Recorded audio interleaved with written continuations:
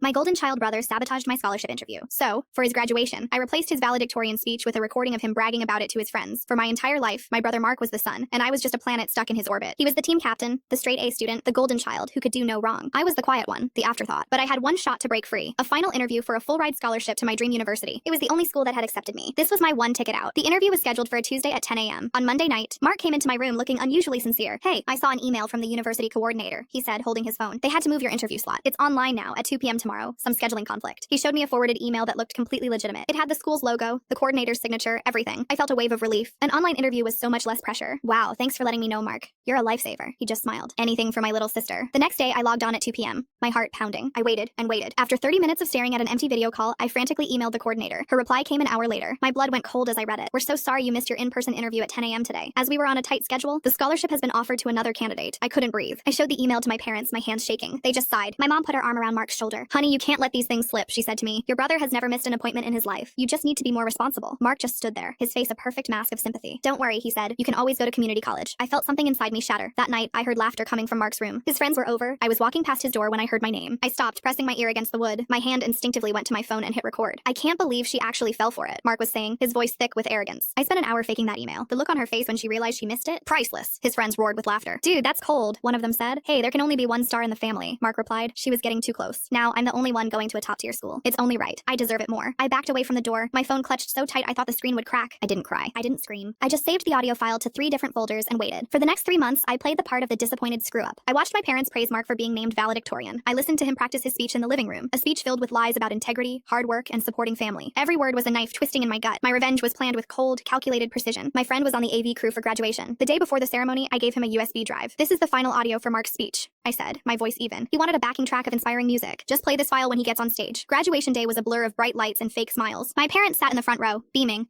Their camera pointed at the stage. The principal called his name, our valedictorian, a model of academic excellence and character, Mark. The auditorium erupted in applause. Mark walked to the podium, his face radiating smug satisfaction. He looked out at the crowd, cleared his throat, and opened his mouth to speak. But it wasn't his voice that filled the silence. It was the recording. I can't believe she actually fell for it. His voice, cold and cruel, echoed through the massive speakers. A few of his friends in the crowd started laughing, thinking it was a joke. But then the rest of his words played out. There can only be one star in the family. I deserve it more. The auditorium went dead silent. You could have heard a pin drop. Mark's face drained of all color. He frantically motioned to the AV booth, but my friend just gave a slow, deliberate shrug. I looked over at my parents. Their proud smiles had melted into masks of pure horror. They were staring at their golden child, finally seeing him for who he really was. The principal rushed to the podium and cut the audio, but the damage was done. Mark stood there, exposed and humiliated in front of our entire town. He stumbled off the stage, not to applause, but to a wave of shocked whispers. I didn't get the scholarship, but as I watched my brother's perfect world crumble around him, I realized I had gotten something far more satisfying: justice.